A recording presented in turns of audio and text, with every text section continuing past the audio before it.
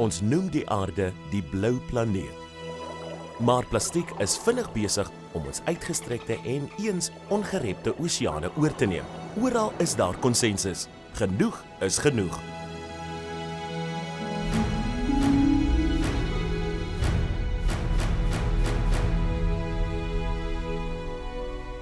Soos jy kan sien, vir die afgelope 5 meter het ek hier op hierdie Kaapse strand gestap en verskeie strootjies opgetel. En dit is nogals 'n groot probleem vir ons oseane. Maar gelukkig is die boodskap besig om vinnig te versprei by verskillende restaurante en kafees, soos Suid-Afrika deel word van die internasionale beweging. Die boodskap: uit met strootjies. Strootjies is maar net een voorbeeld van plastiese produkte wat eenmalig gebruik word, waarop omgewingskampvegter Hayley McClellan haarself toespits. With so many huge environmental issues happening in the world, why this focus on plastic straws? And I mean, in the bigger scheme of things, why should we care? The thing is with straws, most people think they're recyclable, and they're not. So the recyclers don't want the straw. By the time a straw is a straw, it's a very poor and low grade of plastic. And so they end up in landfill, or they go down the stormwater drains, which end up in the ocean. 'n grafiese voorbeeld van die gevare wat strootjies inhou, het wêreldwyd sosiale media platforms en e-posadresse laat gons met 'n video-opname wat deur 28 miljoen mense gekyk is. In 2015, a Texan student studying turtles off the coast of Costa Rica came across this turtle that appeared to be struggling, and they took it on board onto the boat, discovering something stuck in its nose. And at first they actually didn't know what it was. And they were determined to remove it because they saw it as a foreign body and shouldn't be up there. It's quite difficult to watch. There was obviously a lot of pain experienced by the turtle, but the researchers literally pulled a straw out of its nose. Oh, man. We need to actually change our ways. We're the single-use, throwaway society. It's not working for the environment. Hierdie seeskilpad video het 'n groot emosionele reaksie teenoor strootjies in ons omgewing veroorsaak. Maar hoe groot is hierdie probleem met strootjies nou eintlik? Dit is eintlik 'n enorme groot probleem. In die VSA word daar meer as 500 miljoen strootjies per dag gebruik. Dit is 125 busse vol strootjies elke liewe dag. En baie hiervan eindig in ons oseane op. Strootjies word saam met alle ander plastiese produkte vir eenmalige gebruik weggegooi. Die probleem is, daar is nie 'n plek op ons planeet waar 'n mens so iets onnatuurliks regtig weg van ander lewende wesens kan berg nie. Navorsing wat geloofwaardig is toon dat 100,000 marine soogdiere en 1 miljoen seevoëls elke jaar omkom omdat hul plastiek in die oseaan inneem of selfs in plastiek verstrengel raak. So we will pick up something with our hands. Animals not having hands, their instinct is to mouth it. So they will use their beaks or their mouth, and they will actually investigate that item. Animals cannot tell the difference between food and plastic. So they just think they're eating dinner, or they're filling up their bellies. Die mens vervaardig elke 2 jaar soveel plastiek waarvan die gewig min of meer gelyk is aan die gewig van al die mense op die planeet saam.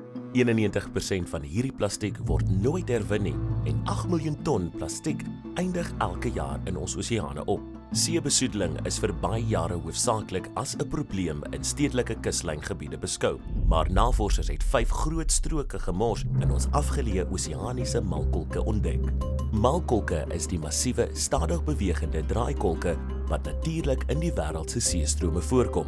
Ons gemors word in die malkolke opgevang en in die oseane meergesleep, waar dit reusagtige plastiese eilande vorm. A plastic island is just a loose term for the garbage that's out there at sea. This is not a physical island that you can step onto and take a walk, right? Plastic accumulates in these gyres right down to the ocean floor. There are carpets of plastic that have been revealed. If we look at this glass here as a simulation of what it might be in the ocean, birds that skim the surface of the ocean to feed, like the albatross, this is what they come across. And bigger things like, bottle tops. So it's very easy for a big bird to go fishing and pick up a bottle top. They will scoop up plastic in the ocean thinking that it's fish. And then that is indigestible. It carries no nutritional value. They go back to their chicks, they feed it to their chicks. The chicks are dying of starvation.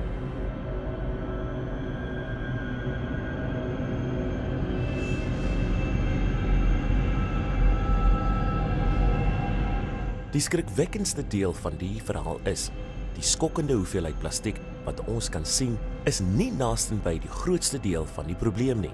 Navorsingsorganisasies soos die Five Gyres Instituut het die oseaan met 'n sleepnet deursoek om monsters van wat soos ongerepte water lyk te neem en het ontdek dat dit vol klein stukkies plastiek is.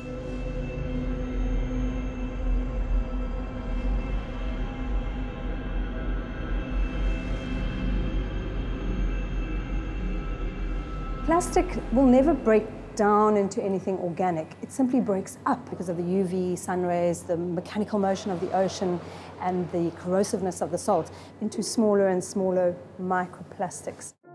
Kamvegters soos Hailey hou boek van wat in Suid-Afrika se oseane en op ons strande voorkom.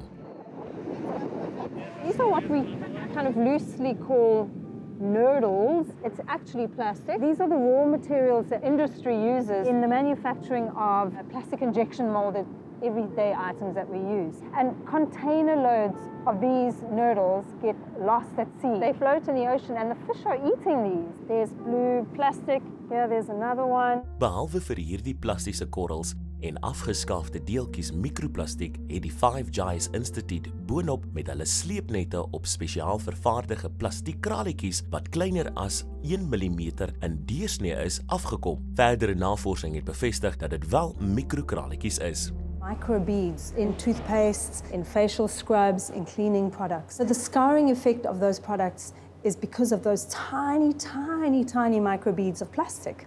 So when that goes down the drain, it ends up in our water systems, in the river and in the ocean. So the fish are eating the smaller microplastics. The bigger fish are eating bigger plastic and that little fish. And so it goes up the food chain.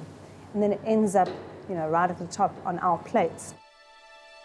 26% van die vis wat op markte in Kalifornië en Indonesië te koop aangebied word, het plastiek in hulle maag. En selfs plankton vreet ook nou plastiek. You normally think of oil spills and earthquakes. Well, this is on the same level, plastic ocean pollution. Kamvegters soos Hailey help om die jeug in te lig en van hierdie probleem bewus te maak. Put your hands up if you think you can identify anything. Yes, how about you? Packaging. Packaging. Straws. We start to educate by focusing on straws. Firstly, reminding people you don't need a straw every time you're doing something because we have these amazing lips. They work really well. As mens by gesprekke oor strootjies begin, is dit maklik om die skuif na ander plastiese produkte te maak. Strings all the way through his gut system. So why would a turtle eat a plastic bag? Yes, idea. It looks like a fish. It looks like a jellyfish, that's right.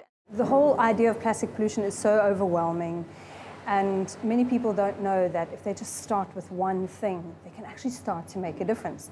So if we can start with something simple, like the straw, then hopefully it's a key into this greater awareness, creating more awareness, which leads to action. Take action and say, I refuse straws, don't need it. With the youth, there is an awareness that is growing. People want to be part of something good. And because this conversation is now global, people are finding different ways and opportunities to tap into different projects, be a part of the movement, be a part of something positive, something uplifting, something empowering. Ek het met 'n jong Suid-Afrikaner gaan gesels wat na 'n vakansie in die ooste by die beweging aangesluit het. So your aha moment was in Bali. Yes, I was on vacation. The waiter comes in with this glass, and I'm watching this, and I'm like, is that a steel straw in my glass? It was beautiful. Fireworks, explosions, literally rainbows happening in my head. I took the straw out of the glass, I looked at it, and I'm like, wow.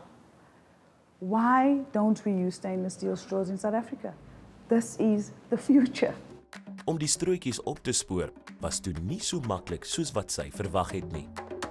I got back, I got a list of companies in South Africa who I thought could make the straw, and got laughed at. Steel companies, ladies like, a straw, are you sure? A drinking straw? No, my darling, no. Verbruikers kan nou toegang tot 'n reeks vlekvrye stalstrootjies, asook strootjies met 'n herbruikbare silikoonpunt kry, wat deur jong kinders of diegene wat siek is, gebruik kan word. Can I choose this one? Absolutely. My favorite yes. color. Let's taste. I actually like it. Keeps it nice and cold. Daar is ook opsies vir melk- en vrugteskommels. I must say I love the straw, and the smoothie is absolutely delicious. Bronwyn Kurzweil, 'n mediese verteenwoordiger, het gaan ondersoek instel oor 'n meer volhoubare alternatief vir 'n strootjie. How environmentally friendly are bamboo straws? Bamboo is 100% biodegradable and natural product. It's actually a grass, so it's a really good renewable resource. Die strootjies word gesny, deurboor, afgerond en deur hitte en 'n kompressor skoongemaak voordat dit verkoop word. So after using this, wouldn't you get fungus inside? Unlike wood, bamboo is actually naturally antibacterial and antifungal, and those properties allow for the straw to be used over and over without fungus growing on the inside. You can just wash it with warm soapy water, as you would with your metal or your glass straws. Tweede generasie glaskunstenaar Tammy Hayden is geesdriftig oor die maak van strootjies uit glas. Looking at these glass straws, would it not break in my mouth No. when I'm sipping? This is borosilicate glass that they are made from, which is the strongest form of glass that you can get for this application. So you can. It's So it fine. won't break, it'll be No, fine. it'll be fine. So my mouth will be okay. Your mouth will be fine. What is the process of making something like this? We import the glass tubing from Germany. It comes in 1.5 meter lengths, which we then cut down to 200 millimeters in length. They're quite sharp. Yeah. So by fire polishing the edges, it rounds it off nicely like this, and then it's safe for use. Yes, that's perfect. this. And you're going to turn it Turn it, turn it, just turn it, there, turn and we it, can bring it further in. further in. Okay. I'm the glass maker. There we go. Press it down, and then you can have a look and see if it is smooth. Perfecto. Going forward, you can decorate the glass straw. There we go. That's perfect. This is going to sell for millions. It- Picasso got nothing on me. I'm an artist, eh? Hierdie jong Suid-Afrikaanse ondernemers hou tred met internasionale modegiere. Die koningin van Engeland het die gebruik van strootjies op haar eiendomme verban. Baie regerings het ook plastiese produkte vir eenmalige gebruik verban. Kalifornië dreig selfs om tronkstraf vir kelners op te lê as hulle strootjies aan kliënte bied, sonder dat dit aangevra is. Suid-Afrika se departement van omgewingsake is in die proses om hulle ook by hierdie internasionale beweging te skaar. We are talking about the banning of straws, other products like earbuds and other types of single-use packaging. We'd like to join the global effort to reduce the use of plastic in the environment. Die Wêreldekonomiese Forum het al reeds van tevore aangekondig dat as niks gedoen word om hierdie probleem met plastiek aan bande te lê nie, sal daar teen 2050 meer plastiek as vis in ons oseane wees. So wat kan ons doen? The plastic producers will only supply as much as we demand. So stop demanding. Choose to bring home less plastic. Have a voice. Look for the loose fruit and veg, the item that is less packaged than the one alongside it on the shelf. If we all take up that kind of a cause, there will be a tipping point and actually change will happen. As dit al ooit nodig was om by 'n internasionale beweging aan te sluit, is dit nou. Ek neem nou my eerste stap op hierdie reis en ek verklaar geen meer plastiekprodukte wat net een keer gebruik word nie. Dankie. Nee, dankie. Dis nou regtig die laaste strooi.